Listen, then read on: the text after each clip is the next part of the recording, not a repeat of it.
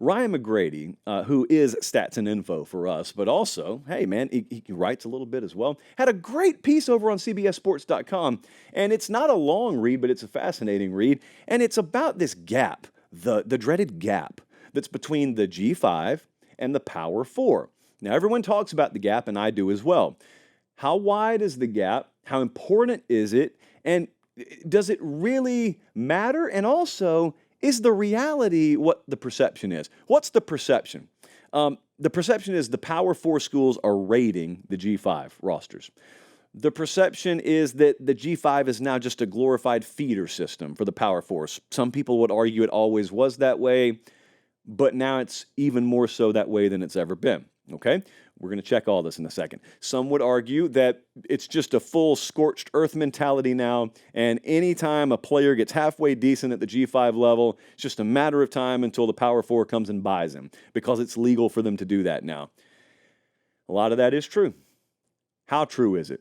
So McGrady dives in, and he revealed something that I don't think is shocking, but I think it's eye-opening. But I also think it validates a lot of what people already suspect about this. It's not a quantity thing. It's a quality thing. You may be mildly surprised to know, paper pop, that this past transfer portal cycle window, the G5 lost 239 players to the Power 4. So 239 of them went up, so to speak, from the G5 to the Power 4. But 325 of them went from Power 4 to G5. So there were actually way more players. 86 more players went from the big boys to the G5 than from the G5 to the big boys. Now, I know what you're thinking. I know what some of you are saying, because I know some of you listen to this show if you're running or you're at the gym or you're driving, and you like to talk to me, which is funny because that's the way that I listen to podcasts as well. So a lot of you just said, yeah, okay, those are the numbers, but which ones are going to the Power 4? Which ones are coming to the G5? Well, you already know the answer to that, Brian or Jeffrey, whatever your name may be. Thanks to both of you for listening and watching, by the way. Not so shockingly, 24/7 had 5 G5 players ranked in the top 75 of this past portal ranking release. Okay, so 5 players out of 75 were G5 players. All 5 of them went to Power 4 rosters. So yes, the cream of the crop at the G5 level is getting rated. They are getting taken, or they're not getting taken because they are opting via offers in front of them to go to the Power 4 level. So what's changed here? Well, I would argue nothing's changed because to a certain degree this was always the case. The difference is I think most G5 teams would tell you tampering is like off the charts relative to what it used to be. Also, the post-spring window just completely takes a crowbar to your kneecaps. But I also think just at a more fundamental level, this is where we got to be careful about the big lie in college football. So the big lie, one of them, we got several of them in this sport, but one of the big lies is you are what your record says you are.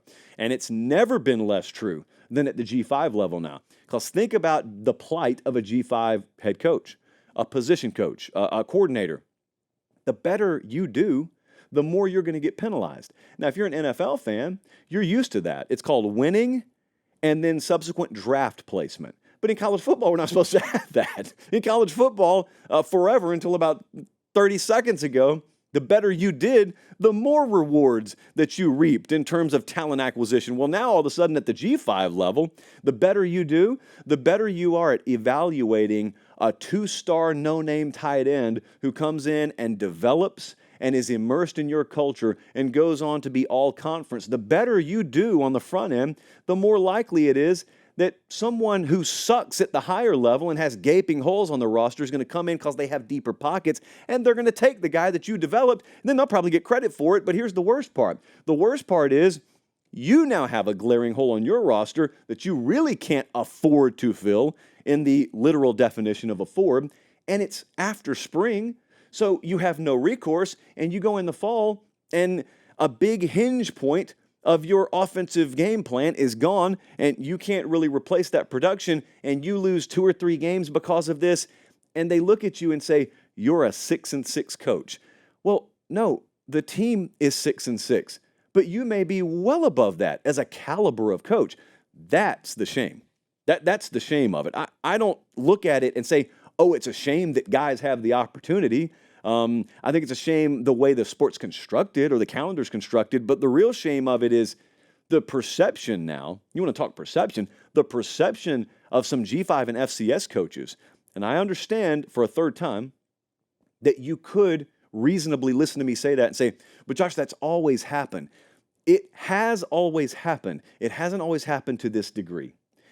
And I also, when we get those breaking news headlines about revenue sharing, and when I do segments on this show about wishing that there was just a clear line of delineation between the postseason that some of the Power Four teams play in and the postseason that the G5 plays in, I don't say it because I have hatred for one side or dislike for one side, or I'm a homer or a shill or a water carrier for the other side.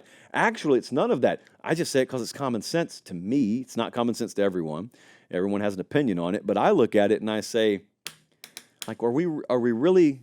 I'm not going down this road, I promise. So don't turn it off if you're sick of me talking about this. But this being the reality that it is, it doesn't matter if you like it or I like it.